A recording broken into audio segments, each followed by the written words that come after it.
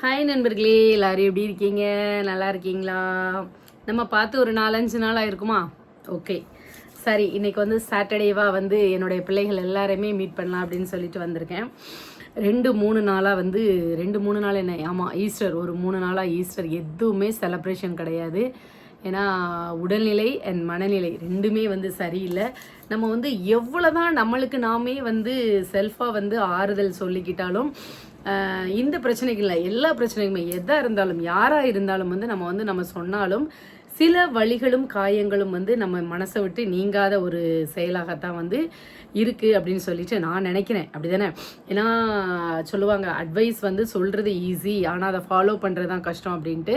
அதே மாதிரி ஒருத்தருக்கு வந்து நம்ம ஆறுதல் சொல்கிறது அப்படிங்கிறது வந்து ரொம்ப ஈஸி. பட் அந்த சுச்சுவேஷன் அவங்க வந்து ஃபேஸ் பண்ணும்போது தான் வந்து அதனுடைய பெயின், அதனுடைய வலியினுடைய அளவை பொறுத்து அது வந்து மாறுபடுகிறது அப்படிங்கிற மாதிரி நான் வந்து தெரிஞ்சுக்கிட்டேன். நம்ம இன்ஸ்டாவில் வந்து இப்போ சாதாரணமாக வந்து ஒரு ரீல்ஸ் பார்த்துட்ருக்கோம் அப்படின்னா, நம்ம ஃபீல் பண்ணிகிட்டு இருக்கிற இதாக நம்ம பார்க்கும்போது நம்மளுக்கு ஏற்ற மாதிரியே வந்து நிறைய விஷயங்களை வந்து அந்த இன்ஸ்டா வந்து நம்மளுக்கு அனுப்புன மாதிரி இருக்கும். சரியா? அப்படி வந்து நான் பார்த்துட்டு இருக்கும்போது இன்றைக்கி எனக்கு ஒன்று என்ன தோணுச்சு அப்படின்னா, நம்மளாக இருந்தாலும் கணவன் மனைவியாக இருந்தாலும் சரி, அம்மா அப்பாவாக இருந்தாலும் சரி, பிள்ளைகளாக இருந்தாலும் சரி, பேரன் பேத்திகளாக இருந்தாலும் சரி, அவர்களுடைய பிறவி குணம் அப்படிங்கிறது வந்து மாறவே மாறாது. ஸோ அந்த மாதிரியான பிறவி குணத்தை வந்து நம்ம சேஞ்ச் பண்ணுறதுக்காக நாம் எடுக்கக்கூடிய ஒவ்வொரு முயற்சிகளும் சரி, அட்வைஸ், அதாவது அறிவு சார்ந்த செயல்களும் சரி, தோல்வியை தான் வந்து தழுவும் நிச்சயமாக அப்படின்னு சொல்லிட்டு நான் வந்து பார்த்தேன். இது எவ்வளவுக்குள்ள உண்மை அப்படின்னு வந்து எனக்கு தெரியலை. சரியா? ஏன்னா அந்த அவங்களுக்குன்னு அது வந்து என்ன சொல்கிறாங்க அப்படின்னா, கடவுளுடைய நியதிப்படி, ஏதாவது அவங்களுக்காக ஒதுக்கப்பட்ட இந்த கேரக்டரை வந்து அவங்க இந்த பூமிங்கிற இந்த வாழ்க்கை வாழக்கூடிய இந்த லைஃப்பை வந்து அவங்களுடைய கடமையை சிறப்பாக செஞ்சுட்டு போயிடுவாங்க. ஸோ நம்ம என்னன்னு தான் வந்து அழுதாலும் உருண்டு புரண்டாலும் வந்து நடக்கிறதா நடக்கும். தட் இஸ் கர்மா அப்படிம்பாங்க இல்லையா? அந்த மாதிரி வந்து சொல்கிற மாதிரி அதில் இருந்துச்சு. பட் நான் நினச்சி பார்த்தேன், சில விஷயங்களில் வந்து நம்ம வந்து தவறாக இருக்கவங்களையும் நிறைய நல்ல நெறிப்படுத்தக்கூடிய கதைகள், நெறிப்படுத்தக்கூடிய செயல்கள், பாதைகள் எல்லாம் வகுக்கும்போது அவங்க வந்து மாறுறதுக்கு வாய்ப்பு இருக்கு இல்லையா? ஆனால் வந்து இது வந்து அப்படியே வந்து பிறவி குணம் அப்படிங்கிறத மட்டும் சொல்லி முடிச்சிட்டாங்களே. அப்போ நம்மளும் பிறந்துட்டோம், இந்த குணம் தான். நான் என்ன சொல்கிறேன்னா, அந்த பிறவி குணம்ங்கிறதும் இருந்தாலும் அடுத்து நம்ம கற்றுக் கொடுக்கோம் இல்லையா நிறையா, அந்த கற்றுக் கொடுக்குறதையுமே வந்து ஏன் மாற்றி அது வந்து சேஞ்ச் ஆகாதா அப்படிங்கிற மாதிரி எனக்கு வந்து ஒரு கருத்து மனசில் தோணுச்சு. நீங்கள் வந்து இது வந்து கரெக்டாக அப்படின்னு சொல்லுங்கள். ஏன்னா பகவத்கீதையில் தான் அந்த மாதிரி சொல்லி பிறவி குணம் வந்து மாறாது அப்படிங்கிற மாதிரி இருக்கிற மாதிரியாக அந்த ஒரு நிகழ்வு வந்து நான் படித்தேன். சரியா நண்பர்களே? இன்றைக்கி வந்து என்னுடைய பிள்ளைகள்கிட்ட எல்லாமே வந்து நான் என்ன ஷேர் பண்ணணும் அப்படின்னு சொல்லிட்டு இருக்கேன் அப்படின்னா, என்னுடைய மனதில் உள்ள எல்லா பாரங்களையுமே வந்து இறக்கி வைக்கக்கூடிய ஒரு இடமாக தான் உங்களுடைய இடம் வந்து எனக்கு இருக்குது. அடுத்தடுத்து வந்து மன நிம்மதியெல்லாம் இல்லை, நிறைய விஷயங்கள் வந்து பண்ணிகிட்டு இருக்காங்க, நிறைய செயல்கள் வந்து பண்ணிக்கிட்டே இருக்காங்க. எல்லாத்தையுமே வந்து ஒரே ஆளாக சிங்கிளாக நின்று ஃபேஸ் பண்ணிகிட்டு இருந்தேன் இவ்வளோ நாளாக. இப்போ கூட இன்னொரு ஆள் கிடச்சிருக்கு. அதான் யார்? நம்மளுடைய அப்பா. ஓகேவா? ஸோ வந்து அடுத்த அடுத்த இதை வந்து ஃபேஸ் பண்ணுறதுக்கு நாங்கள் வந்து தயாராகவே இருக்கோம். நாளைக்கு வந்து நாங்கள் அதை வந்து அதை என்ன சொல்லுவாங்கல்ல, ஒரு பொண்ணு பக்கத்தில் நீதியும் நேர்மையும் நியாயமும் இருக்கும் பொழுது அந்த கடவுளே வந்து கூட இருப்பான் அப்படின்னு சொல்லிட்டு, நாட்டில் எவ்வளவோ தப்பு பண்ணுறவங்களே வந்து நீதியினுடைய பிடியிலிருந்து தப்பிச்சு போகும்போது நாம் வந்து நம்மளுடைய வாழ்க்கை எல்லாத்தையுமே வந்து குடும்ப பிள்ளைகளுக்காகவே நம்ம செலவழிக்க போது கடவுள் நம்ம கூட நிற்க மாட்டாரா? இதெல்லாம் வந்து ஒரு விஷயமா? என்ன ரதியம்மா என்ன சொல்கிறேன் அப்படின்னு சொல்லிட்டு புரியலையா? விரைவாக உங்களுக்கு வந்து புரியும். டீட்டெயிலாக தெளிவாக ஊர்பொரணி பேசுவாள் சீதாராதா, அவள் வந்து உங்களுக்கு வந்து எல்லாத்தையுமே வந்து புட்டு புட்டு புட்டு புட்டு வைப்பா. ஓகேவா? வெயிட் பண்ணிகிட்டே இருங்க. சரி, நாளைக்கு நான் போயிட்டு வந்து அதுக்கப்புறமா சொல்கிறேன். இன்னொன்று வந்து என் மனசில் என்ன தோணுச்சு அப்படின்னு தெரியுமா நண்பர்களே? என்ன அப்படின்னா, சின்ன சின்ன கதைகளாக நம்ம பார்க்கமே அப்படின்னு நினைக்காதீங்க. நல்லா ஆழ்ந்து கவனிச்சிங்க அப்படின்னா அதுக்குள்ளே நிறைய வந்து விஷயங்கள் வந்து உங்களுக்கு வந்து கிடைக்கும்.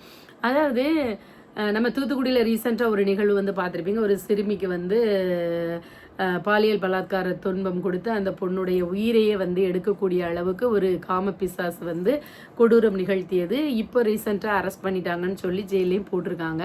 ஸோ நான் என்ன சொல்ல வர்றேன் இந்த நிகழ்வு மூலமாக அப்படின்னா, ஃபஸ்ட்டு வந்து அவங்க வந்து கம்ப்ளைண்ட் வந்து அதுதான் நான் என்ன சொல்ல வரேன் அப்படின்னா, நல்லவர்களுடைய கம்ப்ளைண்ட் வந்து நிராகரிக்கப்படுவதற்கும் நிறைய காரணம் என்ன அப்படின்னா, சில தருதலைகள், அதுக்கப்புறம் வந்து காரணமே இல்லாமல் வந்து நிறைய பெண் பிள்ளைகள் வந்து அவங்களுடைய அந்த ஒரு இது நம்ம பொம்பளை நம்ம என்ன சொல்லலாம்னு கேட்பாங்க அப்படிங்கிற ஆதாயத்தை பயன்படுத்தி கொண்டு இந்த சட்டத்தை தவறான முறையில் வந்து ஒரு சில பேர் பயன்படுத்துவதனால் தான் அப்படின்னு வந்து நான் சொல்லுவேன். சரியா, எனக்கு தோன்றத அது எப்படி அப்படின்னா, அந்த நிகழ்வுல நம்ம பார்க்கும்போதும் அவங்க போய் சொல்லும்போது என்ன செஞ்சுருக்கணும்னா, அது அந்த அந்த கம்ப்ளைண்ட்டுடைய சீரியஸ்னஸை வந்து அவங்க புரிஞ்சிக்காம, ஏன்னா அது கண்டிப்பாக இது பண்ணக்கூடிய ஒரு கணவன் மனைவி சண்டையோ ஒரு சும்மா சண்டை போட்டுட்டு போயிருக்காங்க அப்படிங்கிறது இல்லை.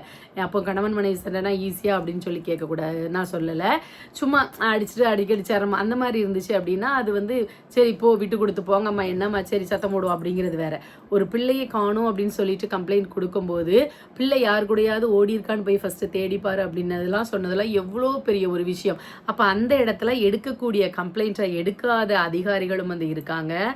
எதுவுமே இல்லாம பிள்ளை வந்து காணாம நம்ம வீட்டில இருந்து காணாம போயிருக்கு, இரவு முழுவதும் வீடு திரும்பி வரல, தேடி அங்க வரைக்கும் நம்ம பிள்ளை படிக்கக்கூடிய இடத்துக்கு போய் வரைக்கும் தேடி பார்த்த பெற்றோர்கள் மீது கம்ப்ளைண்ட் கொடுக்கக்கூடிய பிள்ளைகளும் வந்து இந்த சொசைட்டியில். பிள்ளை காணாமல் போயிட்டுன்னு சொல்லி பேரண்ட்ஸ் கொடுத்தாங்கன்னா அந்த கம்ப்ளைண்ட்டை எடுக்காத அதிகாரிகளும் இருக்காங்க. காணாமல் போன பிள்ளையை தேடி பேரண்ட்ஸ் வந்து போகும் பொழுது அதையும் வந்து 1 மாத காலத்திற்கு பிறகு என்னை வந்து காலேஜில் வந்து படிக்க விடாமல் அசிங்கப்படுத்துகிறாங்க அப்படின்னு சொல்லிட்டு தவறான பொய் கம்ப்ளைண்ட் தாய் மீதும் தந்தை மீதும் கொடுக்கக்கூடிய பிள்ளைகளும் இந்த சமூகத்தில் வலம் வந்து கொண்டு தான் இருக்கின்றார்கள். அதை வந்து எடுத்து ஏன்னா காசு தானே, கூரையில் வந்து காசு போட்டால் காக்காக்கள் வந்து வரும் அப்படின்ன மாதிரி ஆல்ரெடி வந்து நம்ம வீட்டுக்கு ஒரு 20 அடியாட்களை எல்லாமே வந்து கூட்டி கொண்டு நம்ம வீட்டிலலாம் நிறைய இடங்கள் அப்படி தான் நடக்கு, கூட்டி கொண்டு வந்தவர்கள் தான். ஸோ அந்த மாதிரி இருக்கும் பொழுது அந்த மாதிரி கம்ப்ளைண்ட் எடுக்கிறவங்களும் இருக்காங்க. உடனே எடுத்து நம்மளுக்கு வந்து மனநிலை என்பது இல்லாமல் கால் பண்ணி அடிக்கடி டார்ச்சர் பண்ணிக்கிட்டு அப்படி இருக்கிறவங்களும். ஸோ 2 விதமான இதுகள் இருக்குது பார்த்தீங்களா. ஸோ நம்ம மீது வந்து தவறு இல்லாத பட்சத்தில் நம்ம எல்லாத்தையும் ஃபேஸ் பண்ணலாம். இருந்தாலும் என்ன சொல்கிறேன் அப்படின்னா, தூத்துக்குடி பூரா ஃபஸ்ட்டு வந்து தூத்துக்குடியில் பூராமே என்ன பண்ணியாச்சு, எல்லா போகாத இடம் கிடையாது, படாத அவமானம் கிடையாது, இந்த மாதிரி நிறைய அசிங்கங்கள் நிறைய இது பட்டாச்சு. சரியா, இப்போ வந்து அடுத்தது ஸ்டார்ட் பண்ணியிருக்காங்க, சீசன் 2 அப்படின்ற மாதிரி ஸ்டார்ட் பண்ணியிருக்காங்க. So I will face it, ஓகேவா. ஸோ என்ன சொல்ல வரேன்னா, இந்த மாதிரி இருக்கிறனால தான் அந்த மாதிரி இதை வந்து அவாய்ட் பண்ணுறாங்க அப்படின்னு சொல்கிறேன். ஸோ சட்டம் என்பது எல்லாருக்குமே வந்து சமமானது. இருக்கிறவங்க இல்லாதவங்க, படித்தவங்க படிக்காதவங்க, ஏழை பணக்காரன், தெரிஞ்சவன் தெரியாதவன் அப்படின்ட்டு இல்லாமல் அனைவருக்குமான ஒரு சமூக நீதியை வந்து நிலைநாட்டக்கூடிய பாகுபாடற்ற ஒரு நியாயத்தை வந்து நிலைநாட்டக்கூடிய ஒரு இடமாக தான் வந்து நான் எப்போவுமே நினைப்பேன். ஓகே, அப்போ வந்து இனிமேல் வந்து என்ன பண்ணக்கூடாது அப்படின்னா, யாருமே நம்ம வீட்டில் பிள்ளைங்க காணாமல் போனால் என்ன செய்யக்கூடாதான், போய் நம்ம தேட போகக்கூடாது, ஓகேவா. ஸோ 21 வயசு ஆயிற்று அப்படின்னா பிள்ளைங்க வந்து மேஜர் ஆயிடுவாங்க. அவங்க இஷ்டத்துக்கு வந்து அவங்க என்ன பண்ணலாம், ஏன்னா நிறைய சில்லறைகள் இருக்கு இல்லையா, அவங்களாம் அப்படி தான் சொல்லுவாங்க. அப்போ மேஜர் ஆகிட்டாங்க அப்படின்னா அவங்க இஷ்டத்துக்கு அவங்க வந்து என்ன பண்ணிடலாம், எங்கேனாலும் போகலாம், எங்கேனாலும் இருக்கலாம், எங்கேனாலும் வாழலாம், எங்கேனாலும் வசிக்கலாம். சரியா. ஸோ 21 வயசுக்கு பிறகு பெற்றோர்கள் வந்து போயிட்டாங்க, அப்படி பிள்ளைகள் வந்து போயிட்டாங்க அப்படின்னா அப்படி ஊடிச்சு இது பண்ணிட்டு அப்படியே வீட்டில் வந்து இருந்துடணும். சரியா. ஸோ இந்த மாதிரியான எல்லாமே இருக்குது. நான் என்ன சொல்கிறேன், சட்டத்தில் நிறைய வரைமுறைகள் இருந்தாலும் ஃபேமிலி அப்படிங்கிற ஒரு கோட்பாடோட வாழ போய் தான் எல்லா குடும்பங்களுமே இன்னைக்கு வந்து ஒரு அழகான ஒரு வாழ்க்கை முறையை வாழ்ந்து கொண்டிருக்கின்றார்கள். ஏன்னா ஃபாரின் கலாச்சாரத்துக்கும் மோசமான கலாச்சாரத்தை வந்து நம்மளுடைய சொசைட்டி வந்து சந்திக்க நேர்ந்து விடும். சரியா. நிறைய விதமான பிரச்சனைகள் எல்லாத்துக்குமே இந்த மாதிரியான இதுதான் காரணமாக இருக்கிறது.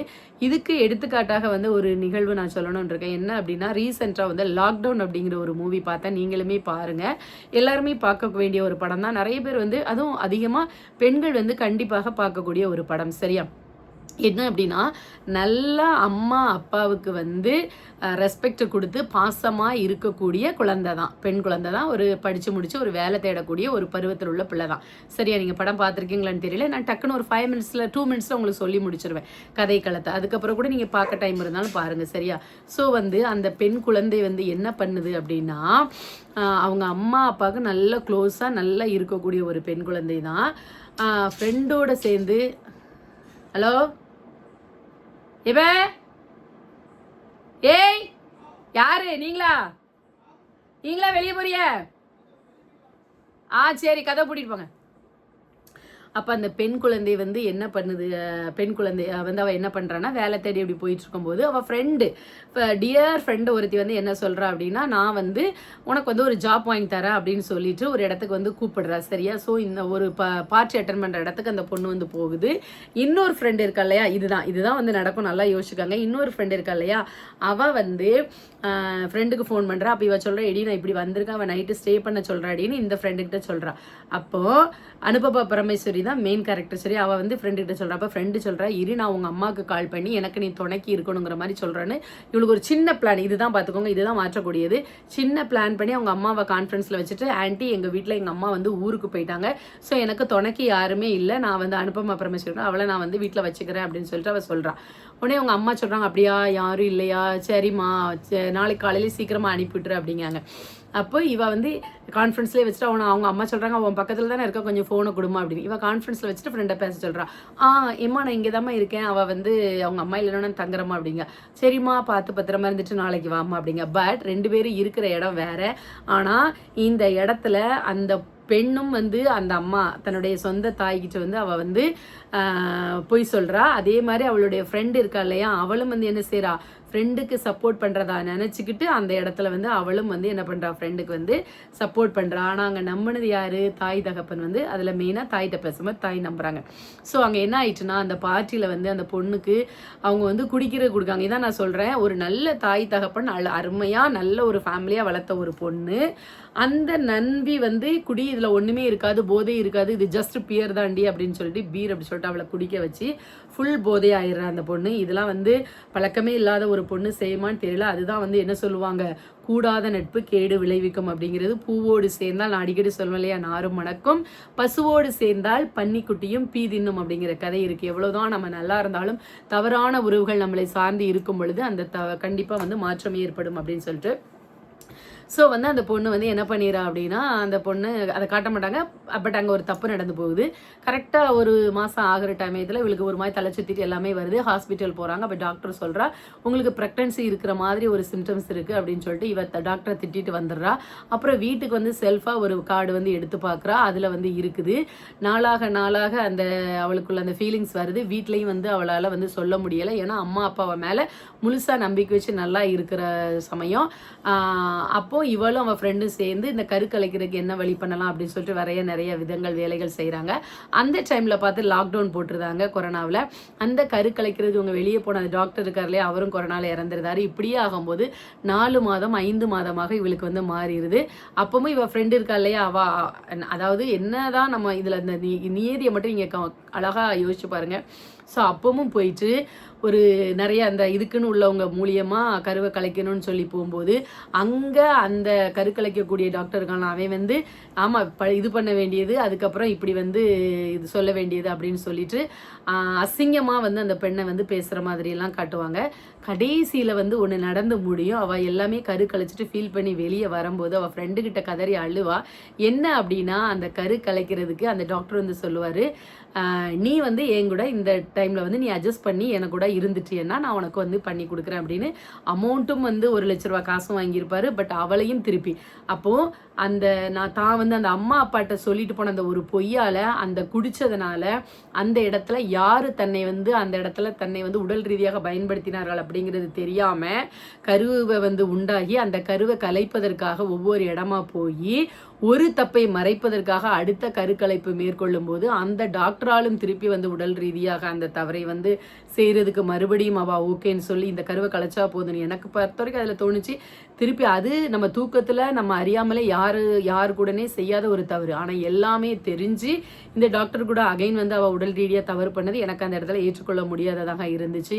அதுக்கப்புறம் அந்த அப்பா ஒன்று சொல்லுவாங்க, எந்த லாஸ்ட்டில் அந்த அந்த கிளிப்பிங்கே வந்து அதுதான் பார்த்துக்கோங்க. ஃபைனலாக அதில் போடும்போது உனக்கு நல்லது சொல்லக்கூடியவங்க வந்து உன் தாய் தகப்பனை தவிர இந்த உலகத்தில் யாராவுமே இருக்காது. உனக்கு ஒன்று நடந்திருக்கு, உன் மேலே தப்பு இல்லை அப்படின்னா நீ அதை எக்ஸ்பிளைன் பண்ணி அந்த பொண்ணு அந்த இடத்துல இப்படி நடந்துச்சு நான் போனமா ஆனா அப்படின்னு ஒன்று சொல்லியிருக்கலாம். இல்லை வேலை தேடி போகும்போது இந்த மாதிரி அவள் நைட்டு இருக்க சொல்கிறான்னு பேரண்ட்ஸுக்கு ஒரு இன்ஃபார்ம் பண்ணியிருக்கலாம், அவளை காண்டாக்ட் பண்ணியிருப்பாங்க. ஸோ நம்ம மறைக்கக்கூடிய நம்ம சொல்லக்கூடிய ஒரு சின்ன செயல் அடுத்தடுத்த விளைவுகளை ஏற்படுத்துது. இப்படி தான் நாம் வந்து நிறையா பிள்ளைங்கள் வந்து பயந்து நம்ம அம்மா அப்பாட்ட சொன்னால் பெருசாயிருமோன்னு சொல்லி தேவையில்லாத நட்பு வளையத்துக்குள்ளே நம்ம விழுந்து அடுத்தடுத்து நம்ம வாழ்க்கையை வந்து நம்ம இலக்க நேரிடுது. இதில் இவ உடலும் கெட்டு போய் மனசும் கெட்டு போய் எல்லா விதத்துலையும் பாதிப்படைகிறா. கடைசியில் அந்த அப்பா அம்மாவுடைய இதையே வந்து ஃபேஸ் பண்ண முடியாத ஒரு கில்ட்டினஸும் வந்து அவளுக்குள்ளே ஏற்படுது. இந்த கதையை நான் வந்து ஏன் சொல்கிறேன் அப்படின்னா, இன்னைக்கு வந்து ஒரு நிகழ்வு ஒவ்வொருத்தர் வீட்லேயும் ஒவ்வொரு ரோட்ல வந்து நிறைய ஆக்சிடென்ட்ஸ் பார்க்குறோம், நிறைய கேசஸ் பாலியல் வன்கொடுமைகள் நம்ம பார்க்குறோம். நம்மளுக்கு அது எல்லாமே அடுத்த வீட்டில் நடக்கக்கூடிய ஒரு நிகழ்வு. அந்த நிகழ்வை வந்து நம்ம ஒரு ஆக்சிடென்ட் ஆச்சுன்னா அந்த இடத்த டக்குன்னு க்ளீன் பண்ணிட்டு அடுத்து வந்து போக்குவரத்தை வந்து சரி பண்ணி விட்டுருவாங்க. நம்மளுக்கு அது பாதிப்பு ஏற்படுத்தாது. ஆனால் அந்த ஆக்சிடென்ட் ஏற்பட்டவர்களுடைய வீட்டில் வந்து துக்கமாக இருக்கும், நெடுநாளாக அவர்களுடைய மனசில் ஒரு ஆறாத ஒரு வடுவாக இருக்கும். ஆனால் நம்மளுக்குன்னு வரும்போது அது நம்மளுக்கு வந்து பாதிப்பு ஏற்படும். அடுத்தவர்கள் வந்து நம்ம ஈஸியாக வந்து கடந்துட்டு போயிடுறோம். சரியா? ஸோ அந்த மாதிரியான நிகழ்வு நம்ம ஒவ்வொரு யாருக்குமே வந்துவிடக்கூடாது. நாளைக்கு நம்மளுடைய கதையையும் வந்து உலகம் பேசக்கூடியதாக மாறிடக்கூடாது அப்படிங்கிறதுக்காக தான் பெற்றோர்கள் வந்து கஷ்டப்படுறாங்களே தவிர நிறைய விஷயங்கள் வந்து ஷேர் பண்ணுறாங்க, சொல்கிறாங்க. அப்படிங்கிறது இல்லாமல் பணத்தால் மட்டுமே வந்து நம்மளுக்கான வாழ்க்கையை உருவாக்கிக்கிட முடியும். ஒரு சில பிள்ளைங்கள்லாம் வந்து என்னை பொறுத்தவரை கேட்டா அப்படின்னா, இப்போ இந்த பிக் பாஸ்ல நம்ம பார்த்த ஒரு புள்ள வந்து இருந்துச்சு. அம்மா அப்பாவை வந்து அவள் தான் வேண்டான்ட்டு வந்திருக்கா. ஆனால் வேண்டான்ட்டு வந்துட்டு மற்ற ஃபேமிலிகளெல்லாம் பார்க்கும்போது எனக்கு வந்து ஃபேமிலி இல்லை, என்னையை வந்து நான் ரொம்ப ஃபீல் பண்ணப்பட்ட. அப்போ தான் அவள் ஃப்ரெண்டு சொல்லுவா, உன் ஃபேமிலி உன்னை ஒதுக்கலை, நீனா தான் ஒதுங்கி வந்து இருந்த அப்படின்ட்டு அவள் ஒரு விதமான லைஃப் ஸ்டைலை வந்து அவள் வாழ்றா. ஸோ அப்படிங்கும்போது எந்த பேரண்ட்ஸும் வந்து பிள்ளைகளை ஒதுக்குபவர்களாக அல்ல. மேபி நீங்கள் வந்து எங்கேயாவது அப்படி நடந்துச்சு இப்படி நடந்துச்சு பிரியாணி அபிராமி இல்லை அப்படிங்கலாம் இல்லை, அதெல்லாம் வேற. மற்றபடி முழுக்க பிள்ளைகளுடைய நலனுக்காகவே வந்து பலவிதமான கஷ்டங்களையும் துன்பங்களையும் அவமானங்களையும் இந்த உலகத்தில் முதலாக உன்னை இந்த பூமியில வந்து வெளியே கொண்டு வந்து உன்னை வந்து எப்படி வடிவமைக்க வேண்டும், உன்னை எப்படிலாம் செய்யணும், அப்படி அதுக்காக அவங்க பொம்மை மாதிரி அங்கிட்டாடலாம் சொல்லலை. சரியா? முன்னாடி இருந்த பேரண்ட்ஸை விட இப்போ இருக்கிற பேரண்ட்ஸ்லாம் முழுக்க ஒரு ஃப்ரெண்ட்லியாக ஒரு நல்ல ஒரு செயல்பாடு மிக்கவர்களாகத்தான் வந்து இருக்காங்க. எல்லா பிரச்சனைகளையும் ஏற்றுக்கொள்ளக்கூடியவர்களாக தான் இருக்காங்க. சரியா?